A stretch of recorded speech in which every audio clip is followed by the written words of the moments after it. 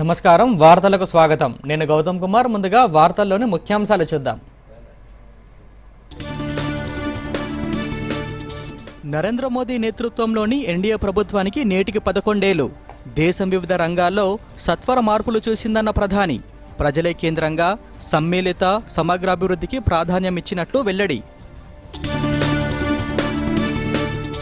Kaleshwaram commission ఎదుట హాజరైన హరీష్ రావు గంటకు పైగా సాగిన విచారణ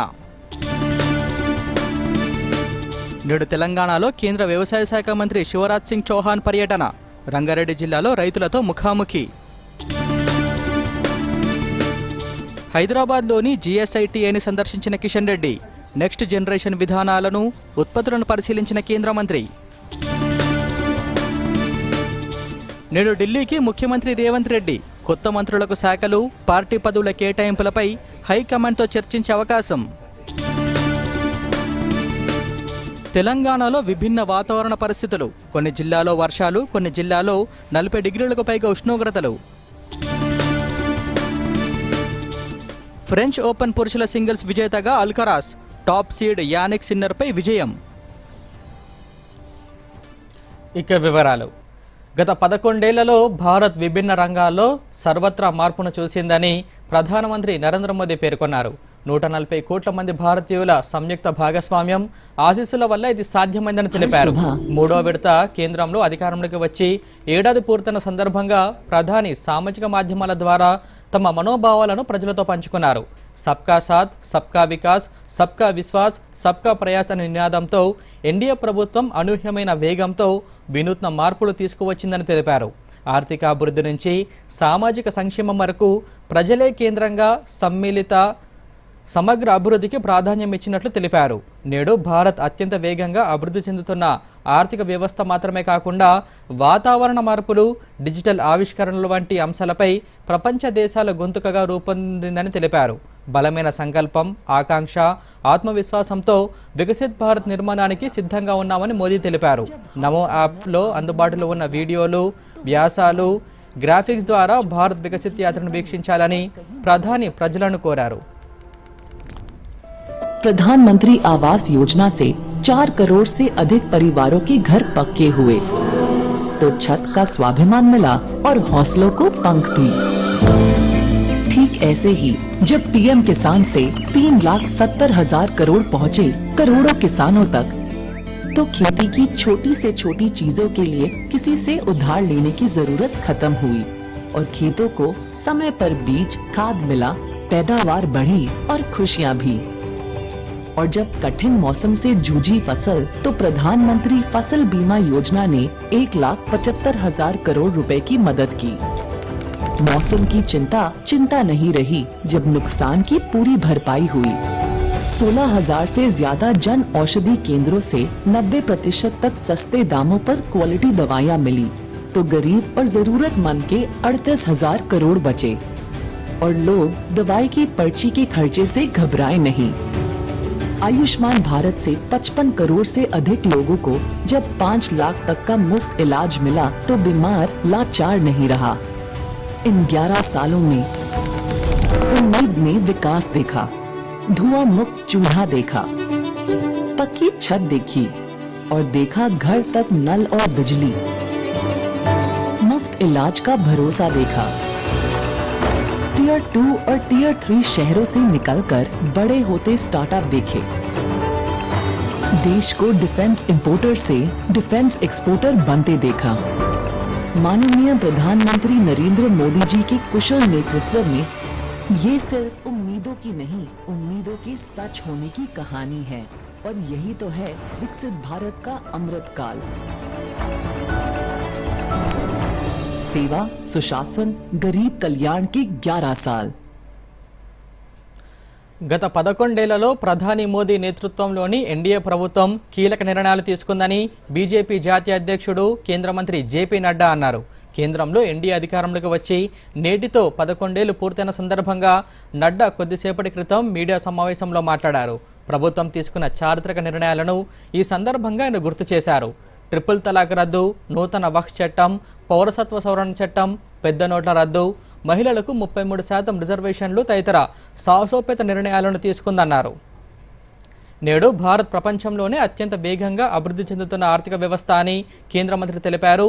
ఉక్రెయిన్ సంక్షోభం సమయంలో ప్రభుత్వం ఆపరేషన్ గంగా ద్వారా భారతీయులనే కాకుండా ఇతర దేశాల పౌరులను కూడా సురక్షితంగా వెనక్కి తీసుకువచ్చిందని నడ్డా తెలిపారు.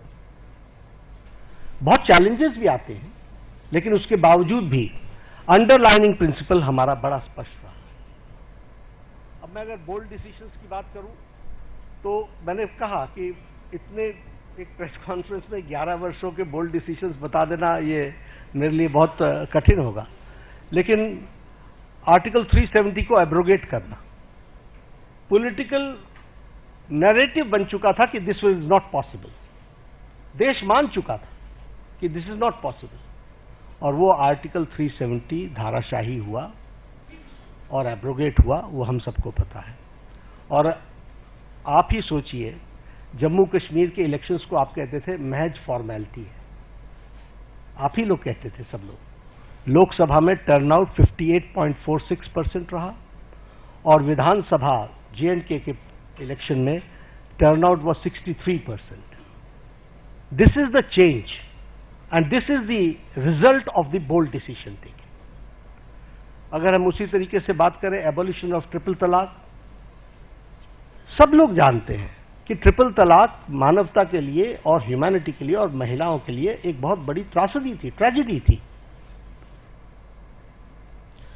తెలంగాణ సీఎం రేవంత్ రెడ్డి ఢిల్లీకి బయలుదేరి వెళ్లారు. కేబినెట్ విస్తరణలో భాగంగా మంత్రులుగా చెన్నూరు ఎమ్మెల్యే వివేక్ వెంకటస్వామితో పాటు ధర్మపురి ఎమ్మెల్యేగా అడ్డూరు లక్ష్మణ్, మక్తల్ ఎమ్మెల్యే వాకిటి శ్రీహరి మంత్రులుగా నిన్న ప్రమాణ స్వీకారం చేశారు. ఈ నేపథ్యంలో నూతన మంత్రులకు శాఖల కేటాయింపుపై చర్చించేందుకు సీఎం ఢిల్లీ వెళ్లినట్లుగా తెలుస్తోంది.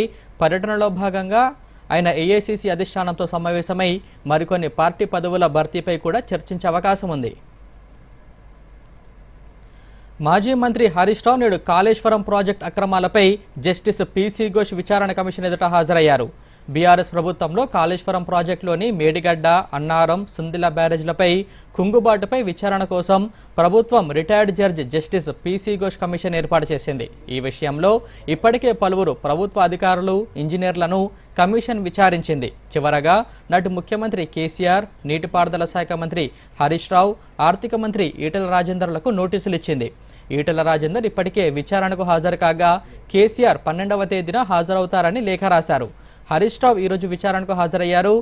హైదరాబాద్లోని బీఆర్కే భవన్లో ఉన్న కాళేశ్వరం న్యాయ విచారణ కమిషన్ ముందుకు ఉదయం 11 గంటలకు హాజరయ్యారు. విచారణకు వెళ్లే ముందు హరీష్ రావు కోకాపేటలోని తన నివాసం నుంచి తెలంగాణ భవన్కు చేరుకున్నారు. అక్కడ party working president KTR, party ముఖ్యులతో చర్చించారు.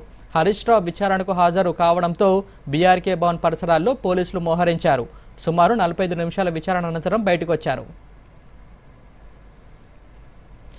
రైతుల సంక్షేమం కోసం వ్యవసాయ పరిశోధనలు, క్షేత్రస్థాయిలో సాగు పద్ధతుల మధ్య అంతరాన్ని తగ్గించేందుకు వికసిత్ కృషి సంకల్ప్ అభియాన్ కేంద్ర వ్యవసాయ శాఖ ఆధ్వర్యంలో దేశవ్యాప్తంగా కొనసాగుతుంది. ఇందులో భాగంగా కేంద్ర మంత్రి శివరాజ్ సింగ్ చౌహాన్ పలు రాష్ట్రాల్లో పర్యటించి ఆయా ప్రాంతాల్లో పంట పొలాలను సందర్శిస్తున్నారు. అలాగే శాస్త్రవేత్తలతో కలిసి రైతులకు అవగాహన కల్పిస్తున్నారు. ఇందులో భాగంగా కేంద్ర మంత్రి ఈరోజు తెలంగాణలోని రంగారెడ్డి జిల్లాలో మన్సన్పల్లి, రామచంద్రగూడలో పర్యటిస్తున్నారు. ఇబ్రహీంపట్నం సమీపంలోని మంగళపల్లి గ్రామంలో రైతులను ఉద్దేశించి ఆయన ప్రసంగించారు. ఈ కార్యక్రమంలో కేంద్ర వ్యవసాయ శాఖ సహాయ మంత్రి భగీరథ్ చౌదరి, రాష్ట్ర వ్యవసాయ మంత్రి తుమ్మల నాగేశ్వరరావు, రాష్ట్ర రైతు కమిషన్ చైర్మన్ కోదండరెడ్డి తదితరులు కూడా పాల్గొన్నారు. హైదరాబాద్ నాగోల్ బండ్లగూడలోని జిఎస్ఐటిఐలో జరిగిన నెక్స్ట్ జనరేషన్ జియో ఫిజిక్స్ 2025 కాన్ఫరెన్స్లో కేంద్ర మంత్రి కిషన్ రెడ్డి పాల్గొన్నారు. ముందుగా డ్రిల్లింగ్ విధానంలో 2 నూతన హైడ్రాలిక్ బోర్ వెహికల్స్ను ప్రారంభించారు. ఆ తర్వాత జిఎస్ఐటిఐలో నూతన విధానాలతో కూడిన వివిధ జియోలాజికల్, సాఫ్ట్వేర్, ఏఐ ఆధారిత విధానాలు, ఉత్పత్తులతో ఏర్పాటు చేసిన స్టాల్స్ను ఆయన సందర్శించారు.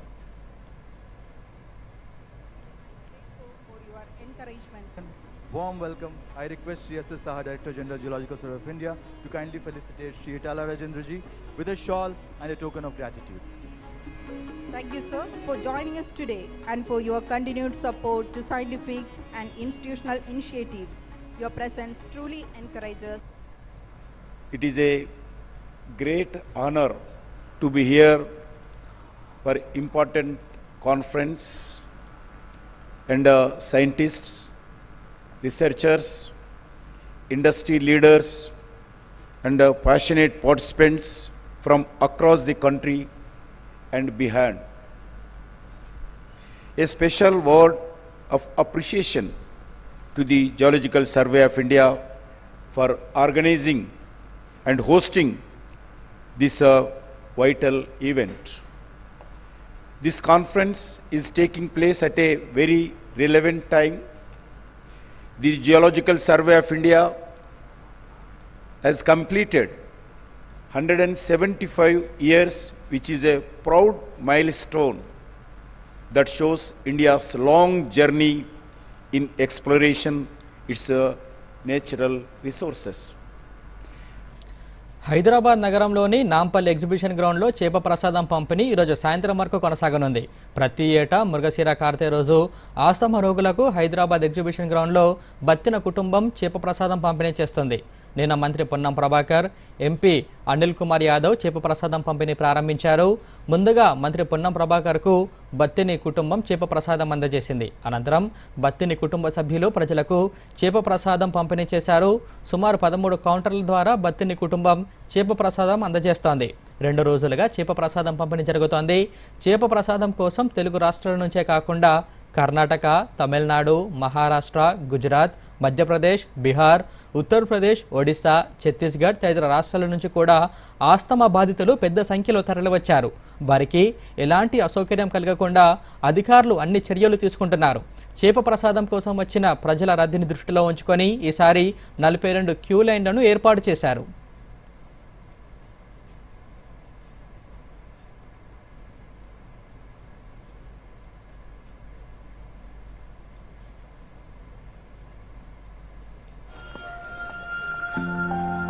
ఇది చూపించండి. పోయింది నీ ప్రైజ్ మనీ. కాస్తైనా ఇన్వెస్ట్ చేసుకో. వచ్చేప్పుడు చేసేసా మొబైల్ తో. ఎందులో? గవర్నమెంట్ సెక్యూరిటీస్ లో. RBI retail direct mobile app ఉందిగా. రీటైల్ డైరెక్ట్ స్కీమ్ ద్వారా ఇన్వెస్ట్మెంట్ అంటే మెచ్యూరిటీకి guaranteed returns. No brokerage, no hidden fees. మెచ్చుకున్నాం. నిన్ను కాదు, యాప్ ని. ఆర్బీఐ అంటోంది తెలివిగా ఆలోచించండి, అప్రమత్తంగా ఉండండి. వార్తలకు తిరిగి స్వాగతం. ఫోన్ ట్యాపింగ్ కేసులో ఎస్ఐబి మాజీ చీఫ్ ప్రభాకర్ రావు సిట్ విచారణకు హాజరయ్యారు. సిట్ విచారణకు హాజరయ్యేందుకు నిన్న అమెరికా నుంచి హైదరాబాద్ చేరుకున్నారు ప్రభాకర్ రావు. పంజాగుట్ట పిఎస్లో నమోదైన ఫోన్ ట్యాపింగ్ కేసులో A1గా ఉన్నారు. గత బీఆర్ఎస్ ప్రభుత్వ హయాంలో ఎస్ఐబి కేంద్రంగా ప్రభాకర్ రావు ఆధ్వర్యంలో ఫోన్ ట్యాపింగ్ జరిగిందని ఆరోపణలు ఉన్నాయి. దీనిపై పంజాగుట్ట పోలీస్ స్టేషన్లో కేసు నమోదు కావడంతో విచారణ కోసం ప్రభుత్వం సిట్ను ఏర్పాటు చేసింది. కేసులో A1 ప్రభాకర్ రావు కాగా ఇతర నిందితులుగా అప్పట్లో ఇంటెలిజెన్స్లో పనిచేసిన ఏసీపీ ప్రణీత్ రావు, డీఎస్పీ తిరుపతయ్య, డీసీపీ రాధాకృష్ణ రావులు ఉన్నారు. వారిని ఇప్పటికే ఇంటరాగేట్ చేసిన పోలీసులు వారి నుంచి కీలక ఆధారాలు సేకరించారు. అయితే క్యాన్సర్ వ్యాధి చికిత్స కోసం అంటూ అమెరికా వెళ్లిన ప్రభాకర్ రావు కేసు విచారణ కోసం కూడా రాకపోవడంతో భారత ప్రభుత్వం రెడ్ కార్నర్ నోటీసులు జారీ చేసింది. దీంతో సుప్రీంకోర్టులో మధ్యంతర బెయిల్ పిటిషన్ కోసం దరఖాస్తు చేసుకున్నారు. బెయిల్ పిటిషన్ను తిరస్కరించిన సుప్రీంకోర్టు విచారణకు హాజరు కావాలని ఆదేశించింది. దీంతో ప్రభాకర్ రావు హుటాహుటిన అమెరికా నుంచి హైదరాబాద్ వచ్చారు. ఫోన్ ట్యాపింగ్ కేసులో త్వరలో సిట్ ముందు విచారణకు హాజరు కానున్నారు. కొత్తగా మంత్రిగా ప్రమాణ స్వీకారం చేసిన ధర్మపురి ఎమ్మెల్యే అడ్లూరి లక్ష్మణ్ కుమార్ ఇవాళ జూబ్లీహిల్స్ నివాసంలో సీఎం రేవంత్ రెడ్డిని కలిశారు. అదేవిధంగా శాసనసభ డిప్యూటీ స్పీకర్గా నియమితులైన డోర్నకల్ ఎమ్మెల్యే రామచంద్ర నాయక్ సీఎం రేవంత్ రెడ్డిని మర్యాదపూర్వకంగా కలిశారు. ఈ సందర్భంగా వారు సీఎం రేవంత్ రెడ్డికి సాల్వా కప్పి సత్కరించారు. మంత్రిగా, డిప్యూటీ స్పీకర్గా పదవులు ఇచ్చినందుకు ముఖ్యమంత్రికి నేతలు ధన్యవాదాలు తెలిపారు.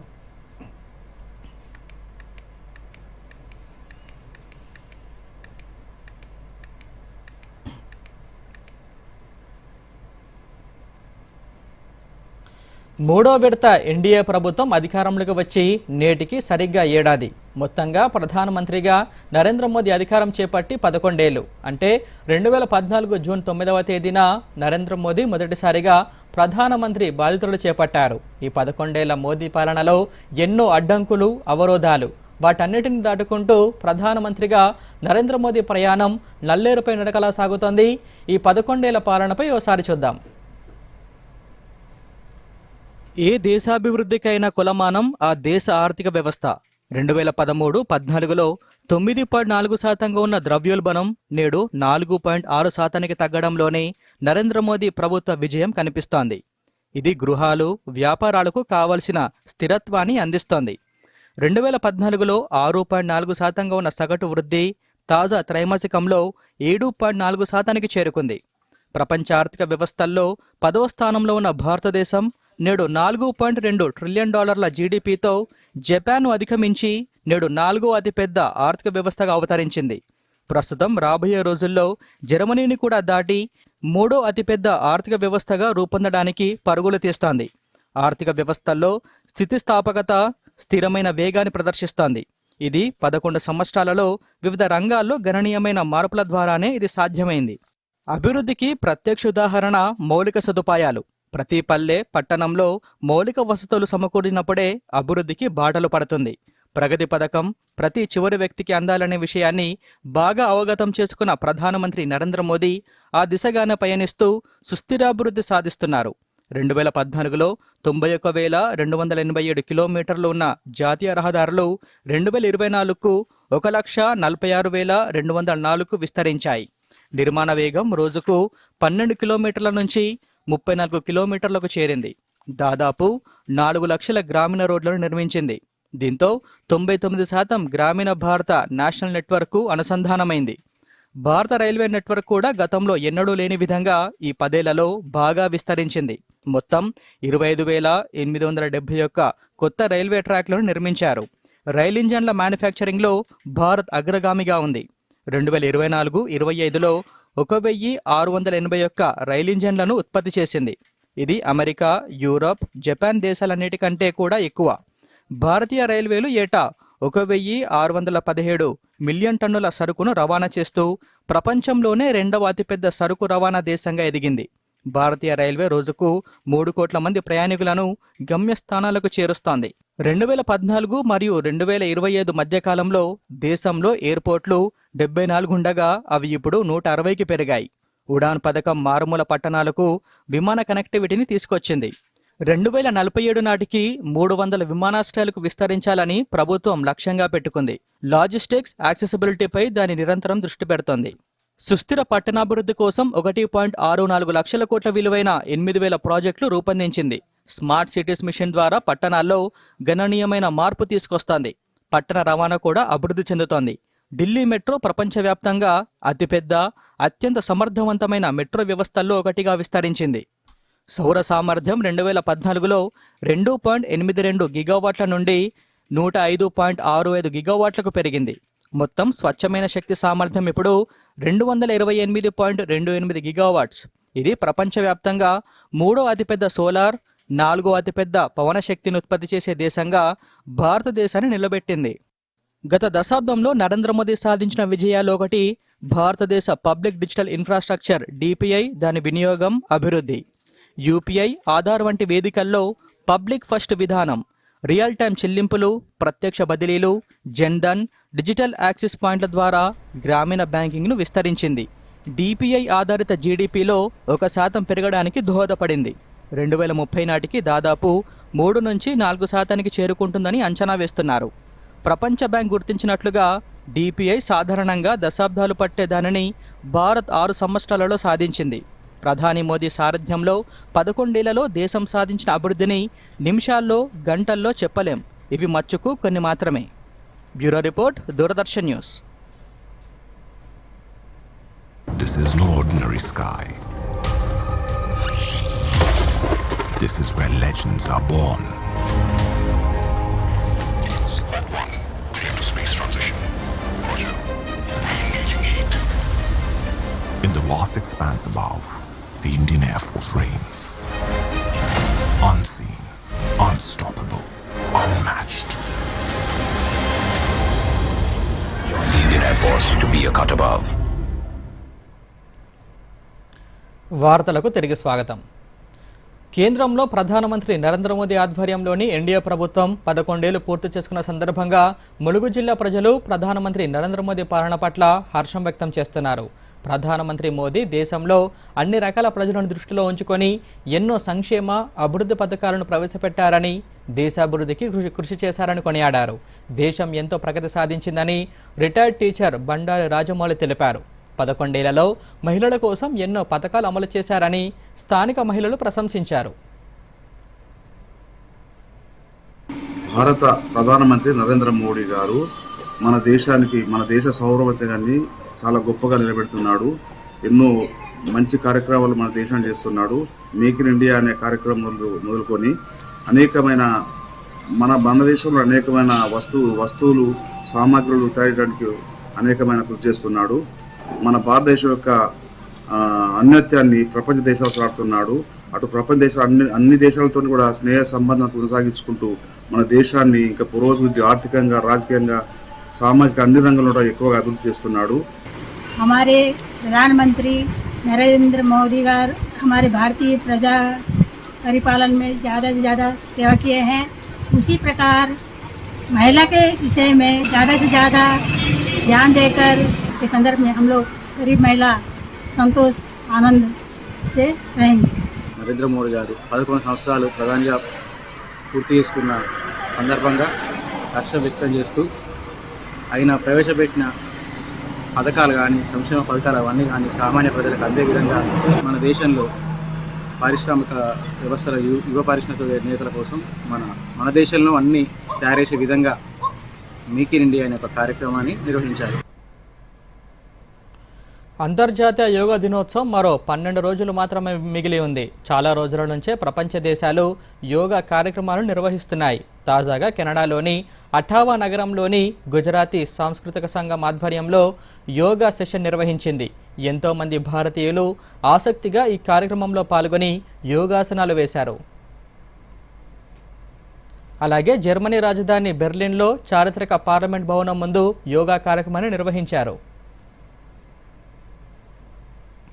మహారాష్ట్రలోని థానే దగ్గర ముంబై రైల్వే స్టేషన్లో ప్రమాదం చోటు చేసుకుంది. లోకల్ ట్రైన్ నుంచి జారి రైలు పట్టాలపై పడి 5గురు మృతి చెందారు.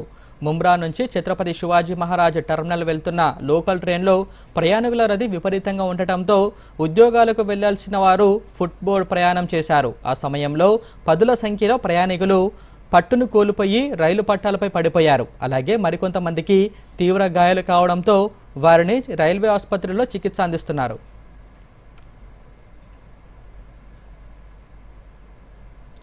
ఆపరేషన్ కగార్తో భద్రతా దళాలు మావోయిస్టుల ఏరువేతను ముమ్మరం చేస్తున్నాయి. ఈ క్రమంలో కూంబింగ్ ఆపరేషన్ చేపడుతున్న పోలీస్ వాహనాన్ని మావోయిస్టులు ఐఈడీతో పేల్చేశారు. ఈ దుశ్చర్యతో ఏఎస్పీ ఆకాశ్రావు తీవ్ర గాయాలతో అక్కడికక్కడే ప్రాణాలు కోల్పోయారు. అదేవిధంగా డీఎస్పీతో పాటు మరో సీఐకి కూడా తీవ్ర గాయాలయ్యాయి. దీంతో అప్రమత్తమైన తోటి భద్రతా సిబ్బంది వారిని చికిత్స నిమిత్తం సమీప ఆసుపత్రికి తరలించారు.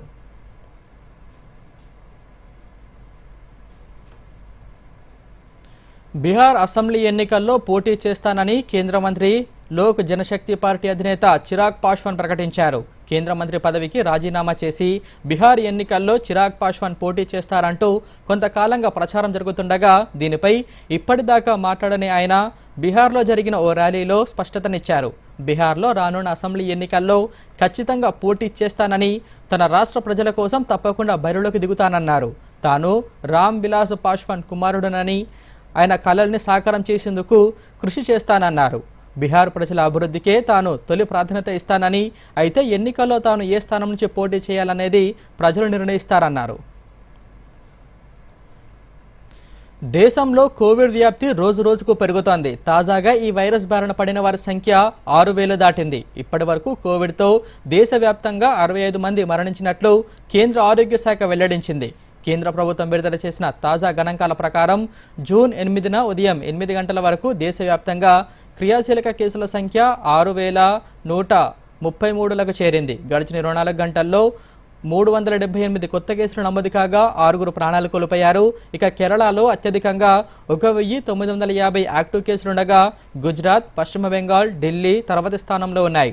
ఇక రాష్ట్రాల వారీగా చూస్తే గుజరాత్లో 22, పశ్చిమ బెంగాల్లో 693, ఢిల్లీలో 686, మహారాష్ట్రలో 595, కర్ణాటకలో 366, ఉత్తరప్రదేశ్లో 219, తమిళనాడులో 194, రాజస్థాన్లో 132, హర్యానాలో 102, ఆంధ్రప్రదేశ్లో 86, బీహార్లో 46, ఛత్తీస్గఢ్లో 41, మధ్యప్రదేశ్లో 39, పంజాబ్లో 35, ఒడిశాలో 33, సిక్కింలో 23, పుదుచ్చేరిలో 15, తెలంగాణలో 10, జమ్మూ కాశ్మీర్, గోవా, ఉత్తరాఖండ్లలో ఒక్కో రాష్ట్రంలో 9 చొప్పున కేసులు నమోదయ్యాయి.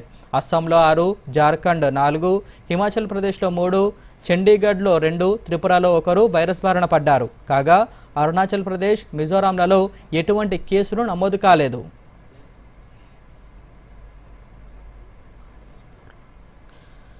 అక్రమ వలసదారులను ఏరివేసే కార్యక్రమంతో అమెరికాలోని లాస్ ఏంజల్స్లో తలెత్తిన ఘర్షణలు కొనసాగుతున్నాయి. పోలీసులు బాష్పవాయును ప్రయోగించి ఆందోళనకారులను చెదరగొట్టారు. వారిపై పెప్పర్ స్ప్రే కూడా ప్రయోగించారు. పోలీసులపై నిరసనకారులు రాళ్లు రుబారు. దీంతో నేషనల్ గార్డ్స్ దళాలకు చెందిన 2000 మందిని అమెరికా అధ్యక్షుడు డొనాల్డ్ ట్రంప్ రంగంలోకి దింపారు. కాలిఫోర్నియా గవర్నర్ గ్యావిస్ సుసమ్, Los Angeles mayor Karen Bass పనితీరుపై ఆగ్రహం వ్యక్తం చేశారు. ఆందోళనలను సమర్థంగా అడ్డుకోలేదని ఆక్షేపించారు. ఇక నుంచి నిరసనకారులు ముఖానికి మాస్కులు ధరించడానికి అనుమతించబోమని తెలిపారు.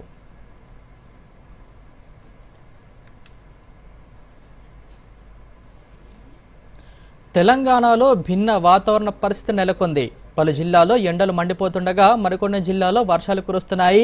నైరుతి రుతుపవనాల కాలం మొదలైనప్పటికీ ఇక పలు చోట్ల 40 డిగ్రీలకు పైగా ఉష్ణోగ్రతలు నమోదవుతున్నాయి. మరోవైపు నల్గొండ, రంగారెడ్డి, యాదాద్రి, మహబూబ్నగర్, నాగర్ కర్నూల్, వనపర్తి, ఆదిలాబాద్, నిర్మల్, నిజామాబాద్ జిల్లాలో మోస్తరు నుంచి భారీ వర్షాలు కురుస్తున్నాయి. ఈరోజు కూడా రాష్ట్రంలో ఇదే తరహా వాతావరణ పరిస్థితులు కొనసాగుతాయని హైదరాబాద్ వాతావరణ శాఖ పేర్కొంది. కాగా జూన్ 11 వరకు రాష్ట్రంలోని పలు జిల్లాల్లో ఉరుములు, మెరుపులు, ఈదురుగాలులతో కూడిన వర్షాలు పడతాయని ఐఎండీ అంచనా వేసింది. అద్భుతమైన ఆటతో స్పెయిన్ ఆటగాడు కార్లోస్ అల్కరాస్ ఫ్రెంచ్ ఓపెన్ టైటిల్ను నిలబెట్టుకున్నాడు. రసవత్తరంగా సాగిన ఫైనల్లో 4-6, 6-7, 6-4, 7-6, 7-6తో టాప్ సీడ్ యానిక్ సిన్నర్పై చిరస్మరణీయ విజయం సాధించాడు. తొలి 2 సెట్లు కోల్పోయాక 4వ సెట్లో 3-5తో నిలిచాక ఇక ఓటమి తప్పదనే స్థితిలో నిలిచాక అల్కరాస్ పుంజుకున్న తీరు స్ఫూర్తిదాయకం. 5 గంటల 29 నిమిషాల పాటు సాగిన ఈ ఫైనల్ రొలాండ్ గారోస్ చరిత్రలో అత్యంత సుదీర్ఘమైన ఫైనల్గా రికార్డుకెక్కింది. కాగా కెరీర్లో అల్కరాస్కు ఇది 5వ గ్రాండ్ స్లామ్ టైటిల్. అతడికి ఇది 2వ ఫ్రెంచ్ ఓపెన్ ట్రోఫీ. మరోసారి ముఖ్యాంశాలతో ఈ వార్తలు ముగిద్దాం. నమస్కారం. నరేంద్ర మోదీ నేతృత్వంలోని ఎన్డీఏ ప్రభుత్వానికి నేటికి 11 ఏళ్లు. దేశం వివిధ రంగాల్లో సత్వర మార్పులు చూసిందన్న ప్రధాని. ప్రజలే కేంద్రంగా సమ్మిళిత సమగ్రాభివృద్ధికి ప్రాధాన్యం ఇచ్చినట్లు వెల్లడి. కాళేశ్వరం కమిషన్ ఎదుట హాజరైన హరీష్ రావు. గంటకు పైగా సాగిన విచారణ.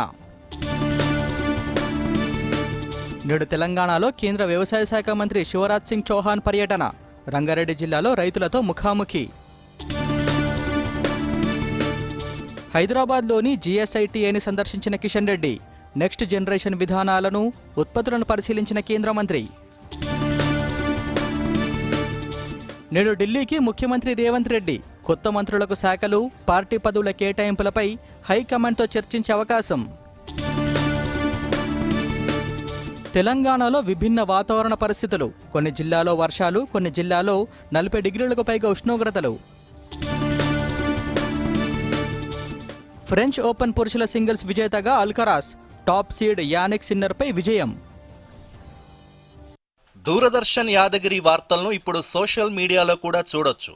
యూట్యూబ్ అయితే డిడి న్యూస్ తెలంగాణ, ఎక్స్ వేదికగా అయితే DD news Telangana @DD Yadagiri news, Facebook అయితే డిడి న్యూస్ తెలంగాణలో చూసి సబ్స్క్రైబ్ చేసి లైక్ చేయండి, షేర్ చేయండి.